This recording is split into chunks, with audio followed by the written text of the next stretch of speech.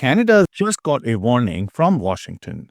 Not about war, not about loyalty, about control. This is not really about fighter jets. It is about who controls North American air defense. Who sets the terms? Who carries the burden?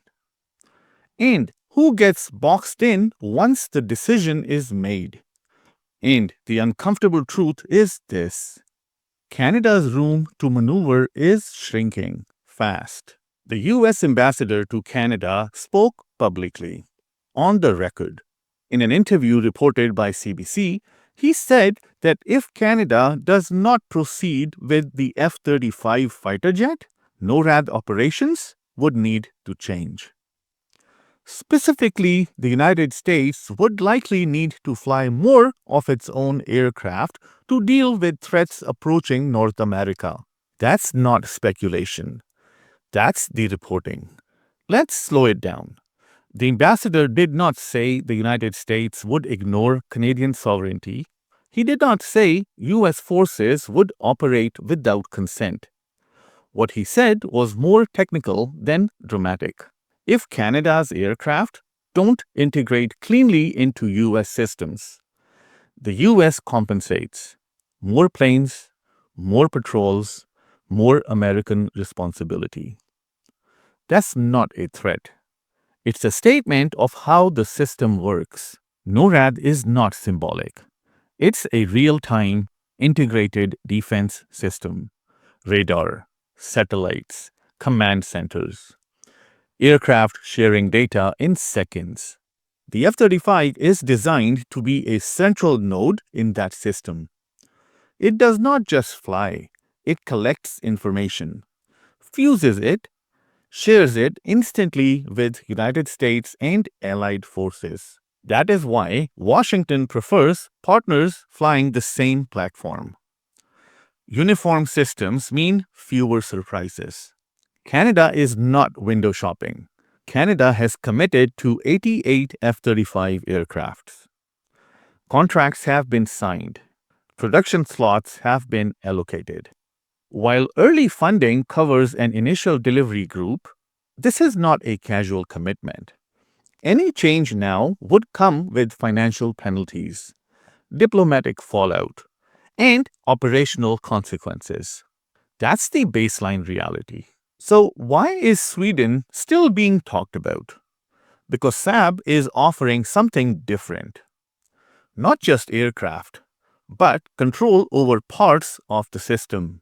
Saab has proposed significant Canadian industrial participation, domestic maintenance and sustainment, technology access beyond what the F-35 program allows. They have partnered with Canadian firms including Bombardier to support surveillance and support aircraft. Saab is not selling dominance. They are selling autonomy. This is the real tension. The F-35 program offers seamless US integration, access to American upgrade paths, global sustainment networks, but limited national control. Saab offers more domestic control, more Canadian jobs, greater flexibility over maintenance, but less automatic integration with US systems. This is not a morality play. It's a systems choice. Here is the blunt truth. The United States does not design defense systems around partner comfort. It designs them around American efficiency. That's not sinister. That's how major powers operate. Canada has benefited from that structure for decades. But once you lock into a system like this, your future options narrow. When Washington says NORAD would change, they don't mean it collapses. They mean adjustments. More US aircrafts covering gaps. More American surveillance responsibility. More US assets tasked north. Canada remains part of the system, but it becomes less central. That's the quiet shift. Let's be precise here. Denmark has publicly raised concerns about F-35 sustainment costs, aircraft availability rates, A Danish parliamentary defense official warned that dependence on US supply chains carries risk. That statement exists. What does not exist? A United States threat against Denmark, a plan to disable Danish aircraft, any confirmed remote kill switch. Logistics dependence is real. Remote shutdown claims are unproven at this time. If we care about credibility, we keep that distinction clear. This warning was not about punishing Canada. It was about predictability. The US flies alongside Eurofighters, Rafales, Gripens. That's not the issue. The issue is that Canada is the United States' closest defense partner. If Canada changes course after committing, that sends a signal to allies, to defense planners, to adversaries. That is why the message was public. So let's talk about what we know and what we don't. What we know first. Canada is committed to 88 F-35 aircrafts. The US publicly stated NORAD operations would adapt if Canada changes course. Saab has offered significant Canadian industrial participation. Interoperability is a real technical constraint. And here is what we don't know. Whether Ottawa is actively reconsidering the purchase. How much flexibility exists without severe penalties? What concessions Washington might accept? Whether industrial guarantees could meaningfully rebalance the deal? That uncertainty is the entire story. Here is the part that matters most.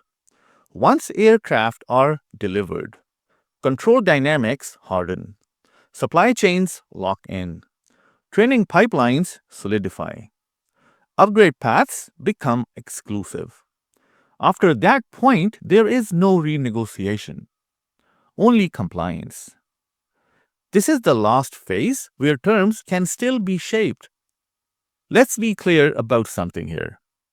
The United States cannot defend North America alone. Canada controls Arctic geography, northern approaches, key basing locations, early warning infrastructure.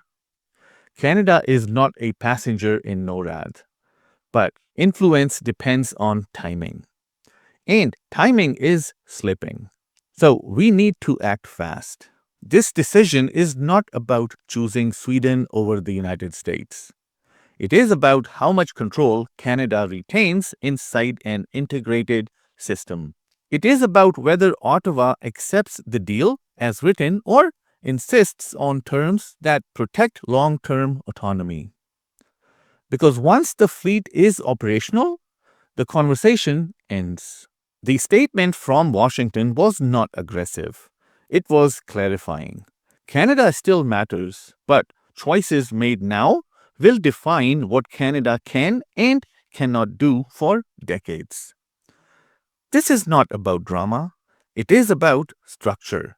And structures do not care about intentions. If you want receipts-backed Canadian geopolitics, please like this video and subscribe. Join the membership or buy me a coffee. Support the channel so I can stay independent, because decisions like this do not announce their consequences right away. They reveal them years later. Thank you so much for watching, and I'll see you in my next video.